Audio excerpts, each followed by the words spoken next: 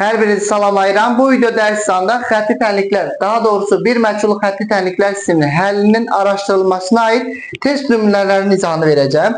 İlk növbədə onu qeyd edeyim ki, bu mövzu izahını əgər izləməmişsinizsə, aşağıda qeyd etdiyim linkə daxil olub mütləq şəkildə birinci növbədə həmin videonu izləyin. Daha sonra geri qayıdıb artıq test izahlarını siz izləyə bilərsiniz. Belə formada izləsəniz, siz daha gözəl başa düşəcəksiniz.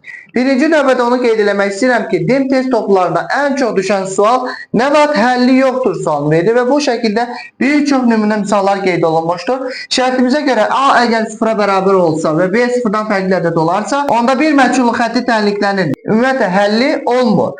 Əgər burada A x bərabər 7 yazılıbsa, görürük ki, burada A birinci verilən A'dır. 7 də B'nin yerində dayanıbdır. Artıq o 0-dan fərqli bir ədəd götürübdür. A'nın yerinə biz neçə yazsaq həlli olmayacaq. Təbii ki, A'nın yerinə 0 yazsaq tənliyin həlli olmayacaq. Niyə?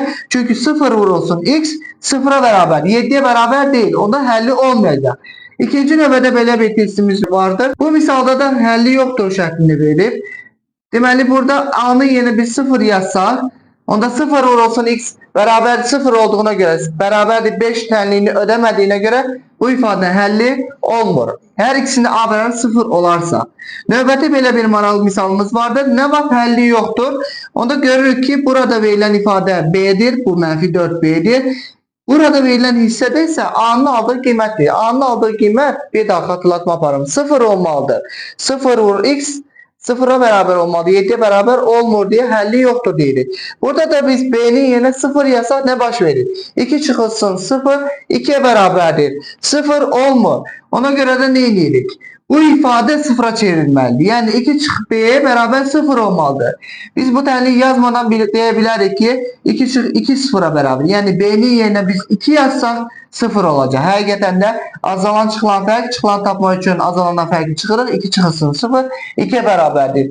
Belə sadə tənliklərdə şifahi yaza bilərik. Növbəti misalımızda A çıx 1 vurulsun x bərabər 4. Nə vaxt həlli yoxdur? Yenə də bu ifadə 0'a çevrilməlidir. A'nın yerinə biz 1 yazsaq, 1 çıx 1 0 olduğuna görə 0 vur x 4'e bərabər olmadığına görə tənliyin həlli yoxdur deyirik. A'nın yerinə 1 qiymətini yazsaq.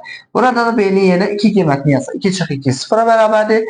1 çıx 1 ilə 0'a bərabərdir. Ən çox düşən suallar həlli yoxdura aid olan suallar idi və onların hamısını qeyd elədim. Sizlər də DIM test toplularını açıb bu mövzunun bu hissəsində bu testləri görə bilərsiniz. Əlavə testlər qeyd eləməmişəm hələkilik. Digər misallarının birində uzun misal vardı, onu nisbətən qısaltdım. K üstəgəl 3 x m çıx 8. Sual verir ki, K və M'in hasilini tapın. Nə var? Sonsuz sayda həlli var. Biz öyrəndik ki, A da 0 olanda, B də 0 olanda sonsuz sayda həlli var. Şübhəsiz burada M'in yerinə 8 yazsaq, 8 çıx 8 0'a bərabərdir.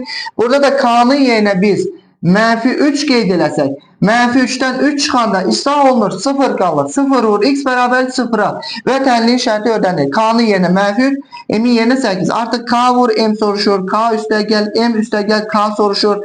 Onların kvadratları, cəmi kvadratları fərqi və s. nə soruşursa soruşsun, mənfi 3 və 8 qiymətini yazaraq cavab tapa bilirik. Əgər M 8, K da mənfi 3'dürsə, 8'i mənfi 3'ə vururuq. O da bərabər eləyir mənfi 24. Misal şərtinə görə dəyişəcək. Əsas məsələ nədir? Hər iki tərəf 0'a bərabər oldu. Burada isə yalnız və yalnız bir tərəf 0'a bərabər olmalı. Digər tərəf özü onsuz da ki verilibdir. Elə qiymətlər verilir ki, yəni 0'dan fərqlidir. Artıq sən orada misalın həllini, şərtini tətbiq edərək həllini tapa biləsən. Növbəti misalda yeganə həlli var. Yəni nə vaxt tənliyin bir məchulu, bir dəyişənin tənliyin yeganə həlli vardır? A 0'dan fərqli ədəd olarsa. Bu tip misalda cavab elə A fərqlidir 0 cavabını əldə etmiş oluruq. Başqa bir misalda belə qeyd oluna bilər. A çıxılsın 5, vurulsun x bərabərdir 8 misal üçün qeyd olunub. Nə vaxt yeganə həlli var? Orada yazırsınız ki, A çıxılsın 5 bərabər olmamalıdır 0'a. 0 olmamalıdır. Onda A fərqlidir. 5 qiymətindən savayı bütün qiymətlərdə artıq həlli ola bilər. A'nın 5 qiymətindən fərqli olaraq. Çünki A çıx 5 elə 0'a bərabər olacaq. 0 vur x 0 olmalı. Yəni həlli yoxdur şərtinə qayıdırıq yenə. Yəni A'nın 5'dən fərqli qiymətlərində. Bu misalda da Ax çıxılsın bx bərabər 7-dir. Nə vaxt yeganə həlli var? Bu da dim test toplusunda yer alan bir misalımızdır. Burada biz x'i ortaq qrup çıxarsa a çıx 5 bərabərdir 7 tənliğini əldə edirik. Və görürük ki a'nın yerinə biz 5 yazsa 5 çıx 5 0'a bərabər olacaq. Burada 5 yox 8 olsaydı a'nın yerinə biz 8 yazsaq 8 çıx 8 0 olur 0 olur. X 7'ye bərabər ola bilməz.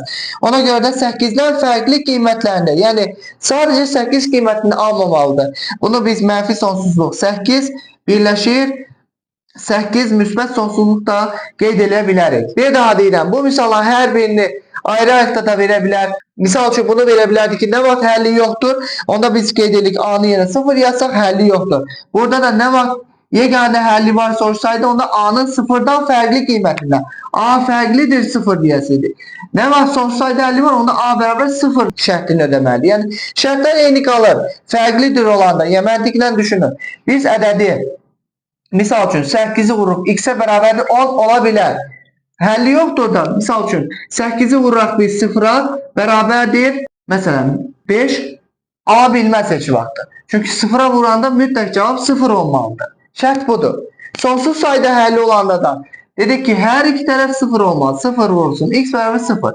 Həqiqətən də x'in yerinə istənilən bir ədəd yazaq. Həmişə 0'a vurduğumuza görə cavab da 0 alınacaq. Elə cavabımız da 0 qeyd olunur. Yəni əslində məntiqlə düşünsəniz çox da çətin mövzu və testləri çətin deyil. İmtahanlarımıza yer alır. Əgər başa düşmədiyiniz hissələr olarsa mütləq şəkildə əlaqə nömrələrinizə suallarınızı yazıb göndərin. Tez bir formada ətraflı izahlarını yazıb sizlərə göndərəcəm. Sizlər də izləyib bunları rahat bir şəkildə başa düşərsiniz. İmtahanlarınızda da tətbiq edib yüksək ballar əldə edə bilərsiniz. Beləliklə bu videonun da sonuna gəldik. Kanalımıza abunə olmamışsa abunə olmağı, videolarımızı bəyənməyi, paylaşmağı, şərhlər yazmağı unutmayın. Növbəti videolarda görüşmək diləğilə. Sağ olun, salamat qalın.